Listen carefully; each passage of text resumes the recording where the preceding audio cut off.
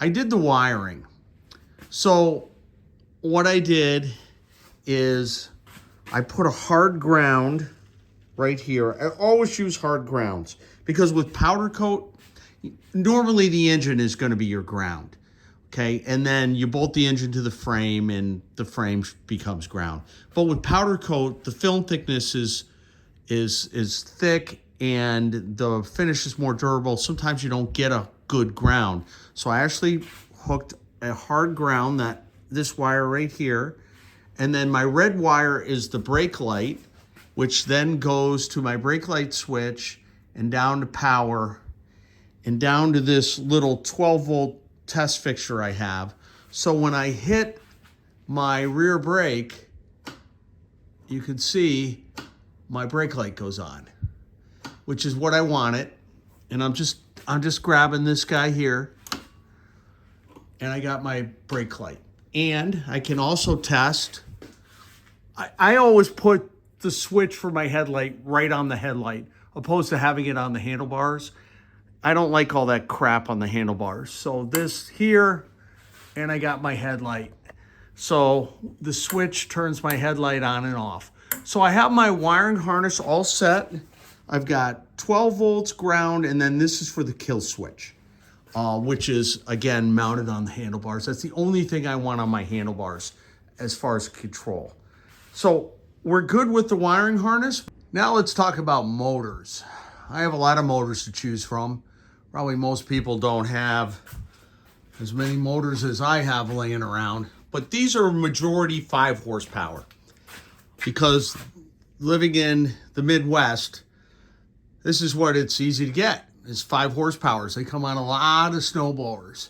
And out here where it only snows, really only half dozen times a year, a lot of snowblowers get used and then they get put away and people don't empty the gas and they don't run the following year, so they throw them out opposed to getting them fixed. And then I harvest them for cheap during the summer and turn them into mini bike motors. Here's the latest snowblower acquisition. This was $20. You gotta love it. Now, how do you know you got the right motor? Well, you kind of do and you kind of don't, but right here you can see HS50. So that's a 5 horsepower. It has the traditional 4-leg style pull start. You don't want those ones they started using in the late 80s that have the cyclone style pull start. Those just don't look right on any 70s mini bike.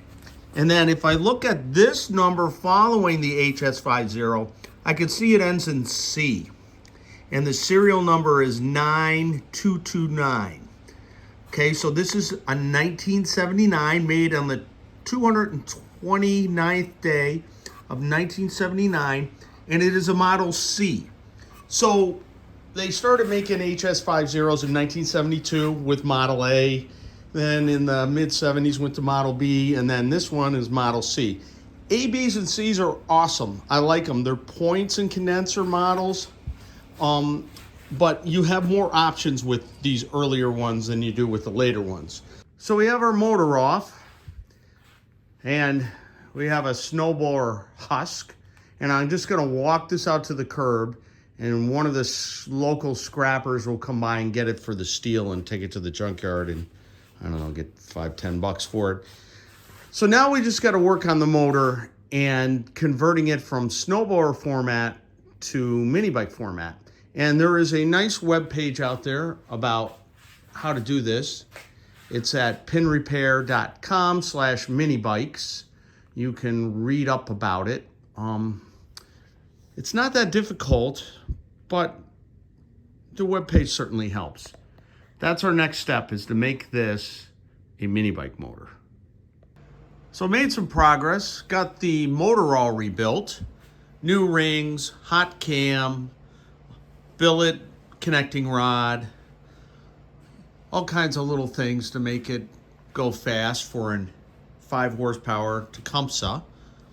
Put the lighting coil in it too, so I have that all hooked up. I use different connectors than what the factory used. They used a triangle connector. I use these inline Molex connectors, and I also put right to here a hard ground, because with the powder coat, sometimes you don't get the bite into the metal to get a ground around the whole frame. So it's just better to have hard grounds. It makes everything more reliable. So you can see I put some decals on. I like the decals. I make them myself. You can download the files at pinrepair.com/minibike. Torque converter mount plate. I bought these on eBay, but you can make them too. It's just easier to buy them. This distance here between the edge of the torque converter and the bolts or the bracket was a little tight. And so what I had to do is I put this whole thing on the lathe and just cut the inside, you know, just take some metal off so that you don't have any clearance problems. But the main thing you have to do is align the belt. And it's a little tricky. Remember, I told you I wanted this unit as far this way as possible, but you still have to have that washer down there. There's no way around that. So in order to get that alignment right, you can use 3/4 inch washers that you buy at Tractor Supply behind this to space this back and forth. I have it right where I want it, and it's kind of hard to see, but if you line this stuff up, look down through here, I can see that this plate and this plate are in alignment, and that's what you want. Because if you have this too far this way or too far that way, and believe me, it's always going to be really too far this way. It almost never is too far that way. If you don't have that alignment right, you will eat belts, and we don't want to eat belts. That's a bad thing. Also, I put a little grease on the PTO shaft, just so that if I ever got to take this apart, it comes apart. Then we put this little doohickey on like that. Then we put this guy on here. And after he's on, we put the cover on, and then we put the bolt through. Now, you notice the PTO is not as long as this. Not a problem. Don't worry about it. You don't need miles and miles of PTO. You don't need, this is I think a 2 1/4 or 2.5 inch PTO. You don't need a 3 inch PTO. You just don't need it. There's no upside to having a super long PTO. Should also mention that sometimes you'll get motors where the PTO is not drilled. That's not a problem. Cast iron is really easy to drill. And then you just drill it and tap it so you can get a bolt to go in here. Now, to get it centered, I have this little device here that goes over the PTO, and then I just run my 1/4 inch drill bit through and go about 1 inch deep, and then tap it with 5/16 24.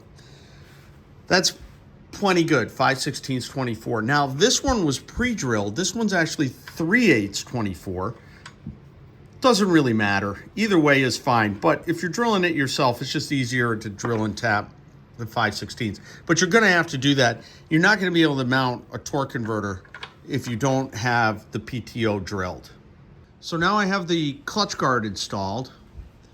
I even have the little warning sticker right there. Now, these clutch guards are really hard to come by. In fact, that's a reproduction. The originals are metal and they're chromed. This one's actually fiberglass and painted silver. So where did I get that? Well, occasionally you can see them on eBay, but a guy named Dave Batten makes them. I buy them right from him. He makes a lot of little Speedway knickknacks.